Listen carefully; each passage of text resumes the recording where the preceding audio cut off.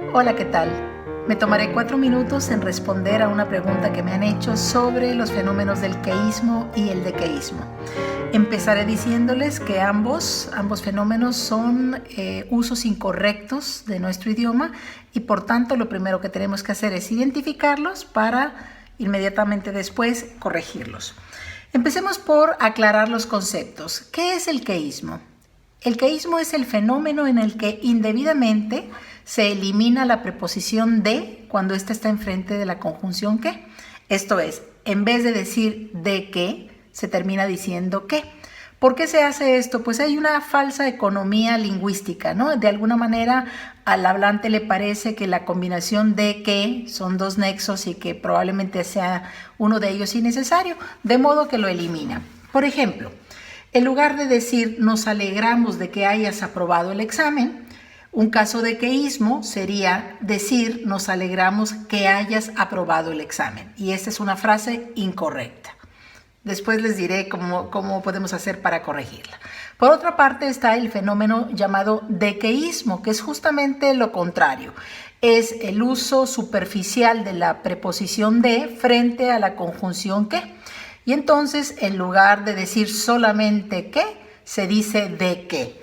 Por ejemplo, en lugar de decir nos alegra que hayas aprobado el examen, una frase dequeísta sería nos alegra de que hayas aprobado el examen. Para no caer en ninguna de las dos incorrecciones, tenemos que tener muy claro en qué casos usar de que y en qué casos usar que. Para ello hay dos sencillas pruebas que podemos practicarle a todo tipo de enunciado o de frase del cual dudemos. La primera prueba consiste en transformar esa frase o ese enunciado en una frase interrogativa. Esto es, en hacer una pregunta y en observar si esa pregunta puede ser contestada adecuadamente con nuestro enunciado. La prueba número 2 consiste en sustituir la conjunción que por el pronombre eso y escucharla para ver qué tal nos parece. Apliquemos la primera prueba a estas frases. La primera dice, nos alegramos de que hayas aprobado el examen. Hacemos la frase interrogativa, ¿de qué nos alegramos? Y como ven, podríamos perfectamente contestar de que hayas aprobado el examen. Hagámosle la segunda prueba. Vamos a sustituir el qué por eso. Nos alegramos de eso. Como pueden escuchar, se oye perfectamente. Por tanto, la frase nos alegramos de que hayas aprobado el examen es correcta. En cambio, nos alegramos que hayas aprobado el examen. Observen cómo uno puede aguantar las dos pruebas. Si hacemos una pregunta, sería ¿qué nos alegramos? Se escucharía extraño, ¿no? Y si hacemos la segunda prueba, nos alegramos eso. Se escucharía también extraño. Por tanto, la frase nos alegramos que hayas aprobado el examen es incorrecta porque es queísta. Veamos las otras. Nos alegra que hayas aprobado el examen. Primera prueba. ¿Qué nos alegra? Se oye bastante bien porque podríamos contestar que hayas aprobado el examen. Y la segunda prueba. Nos alegra eso. Como admite las dos pruebas, la frase nos alegra que hayas aprobado el examen es correcta. En cambio, la última, nos alegra de que hayas aprobado el examen. Si hacemos la pregunta, ¿de qué nos alegra? Se escucharía un poco extraño. Y más aún si decimos, nos alegra de eso.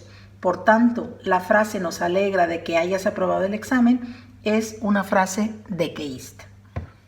Adicionalmente a los dos procedimientos anteriores, hay una serie de advertencias que tendríamos que tener muy en cuenta para no caer ni en queísmo ni en dequeísmo. La primera advertencia tiene que ver con jamás utilizar la combinación de y que cuando utilizamos verbos de pensamiento como creer, opinar, verbos de habla como decir, expresar o verbos de percepción como oír o ver. Hay una advertencia más que tiene que ver con frases hechas. Constantemente utilizamos construcciones como no cabe duda de algo, caí en la cuenta de algo, me di cuenta de algo.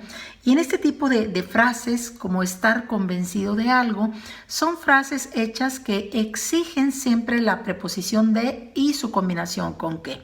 Ustedes conocen mi afición por la fotografía urbana, por esos safaris ortográficos que nos permiten encontrar precisamente ahí en la calle esta clase de fenómenos. Finalmente, los invito a que me envíen sus preguntas para intentar en 4 minutos resolver sus dudas o atender a sus comentarios.